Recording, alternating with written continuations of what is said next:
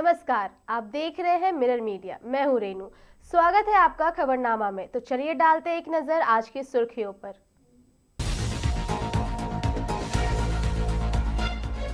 बाबा धाम के लिए 54 फीट कांवड़ के साथ निकली भव्य यात्रा, गूंजा हर हर महादेव।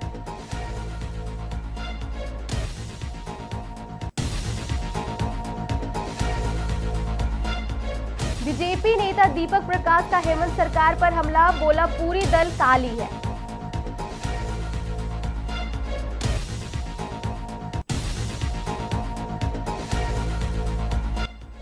विधानसभा घेराव में बवाल, एआईएसए नेताओं पर स्याही फेंकने वाला गिरफ्तार।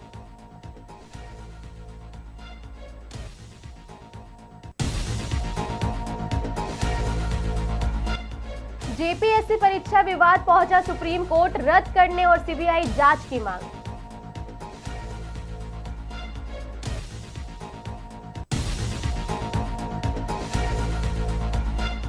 देश भर में मनाया जा रहा है विश्व आदिवासी दिवस, अलग अलग जगहों पर होगी कई कार्यक्रम।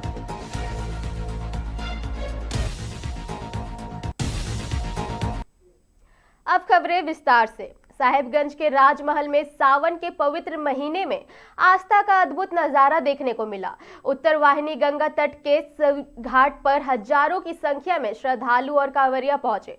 श्रद्धालुओं ने गंगा में आस्था की डुबकी लगाई और पवित्र गंगा जल लेकर मिनी बाबा धाम के नाम से प्रसिद्ध शिव गद्दी धाम के लिए रवाना हुए। इस दौरान बोरियो प्रखंड से निकली 54 फीट की विशाल सात सनातन कांवड़ यात्रा आकर्षण का केंद्र रही। पिछले 4 वर्षों से श्रद्धालु इसी तरह राजमहल से गंगा जल लेकर पैदल यात्रा करते हुए 3 पहाड़ बोरियो, पंचकडिया और बरडेहा के रास्ते शिव गद्दी धाम पहुंचते हैं। पूरे रास्ते हर हर महादेव और बोलबम के जयघोष गूंजते रहे।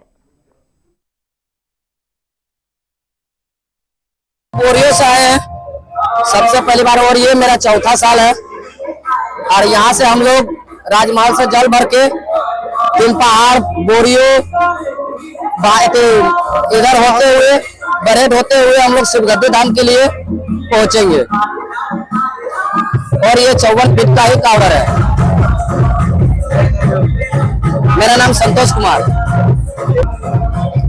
हम लोग का देखिए एक उमंग है। हम लोग जितना भी युवा है, हम लोग सोचे थे कि हम लोग एक बार क्यों ना 54 फीट का कांवड़ लेके जाए। हम लोग सब सारा जितना मेरा दोस्त लोग थे, सारा आदमी मिलकर हम लोग सोचे और किए और हम लोग का ये सक्सेसफुल हुआ और हम लोग ये चौथा बार कर चुके हैं। हम लोग मंगलवार को सुबह हम लोग यहाँ से निकलेंगे और हम लोग जाएंगे आगे 3 पहाड़ तक। वहाँ का और व्यवस्था है, सारा जगह जगह पर व्यवस्था मिलता है और हम लोग का भगवान का कृपा से और अच्छा रहेगा। तो आगे चल के हम लोग जब तक रहेंगे तब तक सोच रहे। झारखंड में जेपीएससी जेएसएससी की कथित अनियमितताओं को लेकर जारी छात्र आंदोलन के बीच बीजेपी ने हेमंत सरकार पर बड़ा हमला बोला है।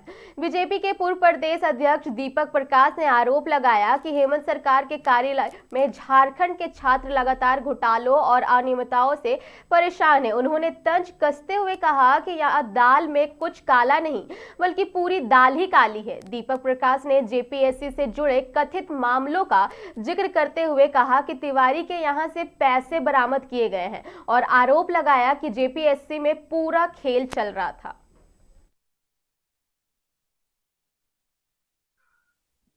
छात्रों को भ्रमित करने के लिए, उनके भविष्य के साथ खिलवाड़ करने के बाद भी पूरी तरह से सरकार संवेदनहीनता का परिचय दे रही है। सीआईडी जांच करवा करके सीआईडी की जांच होती है। टीडीपीएल के पूर्व पदाधिकारी अभय कुमार तिवारी जी, जो मार्केटिंग अफसर बन जाते हैं, घपले करने के बाद उनके यहाँ सीआईडी छापे मारती है। लाखों रुपए बरामद होती है नकदी और कई ऐसे संदिग्ध दस्तावेज भी उनके घरों से प्राप्त होता है और कुछ डिजिटल साक्ष्य भी, जो मुझे जानकारी है, वो भी प्राप्त हुआ है। सीआईडी इन दस्तावेज को अभिलंब कोर्ट के पास एग्जिबिट के रूप में समर्पित करेगी। क्योंकि मुझे डर है कि सीआईडी इस पूरे मामले को छेड़छाड़ करेगी, जो डिजिटल साक्ष्य है उसके साथ छेड़छाड़ करेगी। सीआईडी क्यों नहीं जो लोग पकड़े गए हैं उनके 164 का बयान कोर्ट में करवा रही है।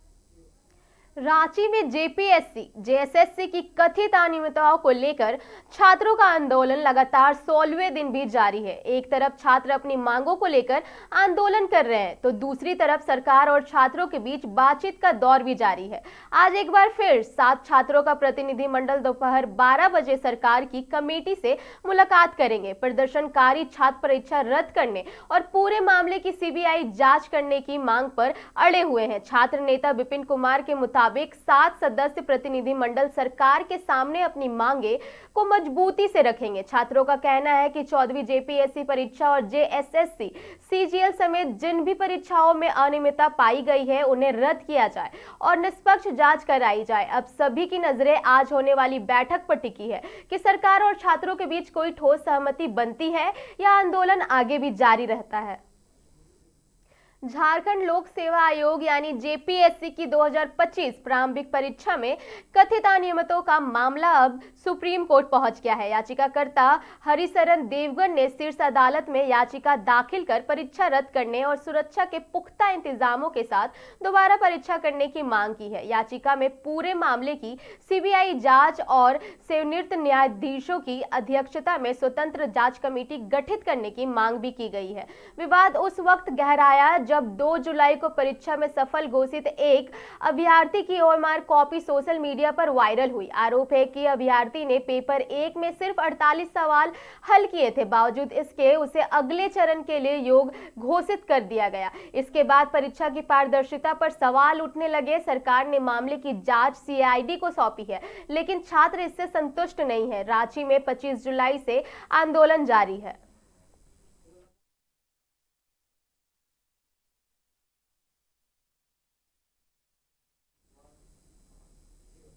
रांची में जेपीएससी जेएसएससी परीक्षा में कथित भ्रष्टाचार और अनियमितताओं के खिलाफ चल रहे छात्र आंदोलन को अब जेएलकेएम के जयराम महतो का भी खुला समर्थन मिल गया है। जेएलकेएम सुप्रीमो और डुमरी विधायक जयराम महतो रविवार को पुराने विधानसभा परिसर में 1 दिवसीय निर्जला उपवास पर बैठे हैं। उन्होंने जयपाल सिंह स्टेडियम में आंदोलन कर रहे छात्रों की मांगों को समर्थन करते हुए सरकार से जल्द सकारात्मक फैसला लेने की अपील की। जयराम महतो ने कहा कि छात्र लंबे समय से अपनी मांगों को लेकर आंदोलन कर रहे हैं।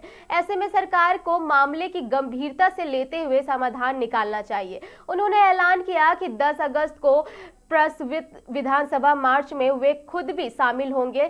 साथ ही उनकी पार्टी ने भी मार्च को समर्थन देने की घोषणा की है। जयराम महतो के इस ऐलान से छात्र आंदोलन को राजनीतिक समर्थन और मजबूती मिलने के संकेत है।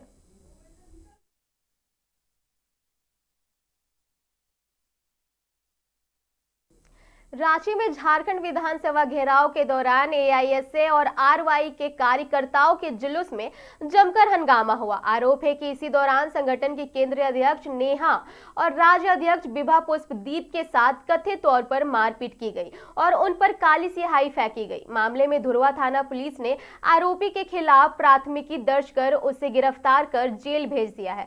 धुरवा थाना में दिए आवेदन में एआईएसए झारखंड के राज्य सचिव संतोष कुमार ने पूरे मामले की जानकारी दी है। आवेदन के मुताबिक एआईएसए और आरवाई की ओर से शुक्रवार को विधानसभा घेराव का कार्यक्रम आयोजित किया गया था। छात्रों के समर्थन में एआईएसए के केंद्रीय अध्यक्ष नेहा दिल्ली से रांची पहुंची थी। इसी दौरान जुलूस में कथित हमले और स्याही फेंकने की घटना सामने आई। पुलिस अब पूरे मामले की जांच कर रही है।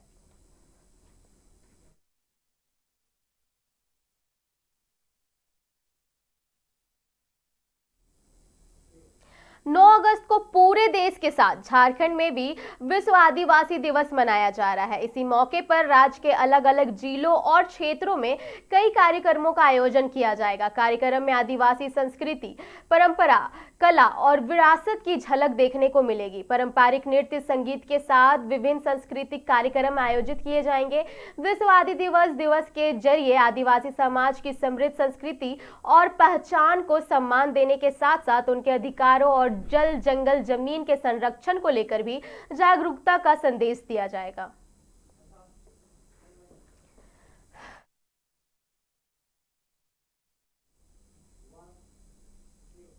फिलहाल के लिए इतना ही। ऐसे और खबरों के लिए बने रहे मिरर मीडिया के साथ।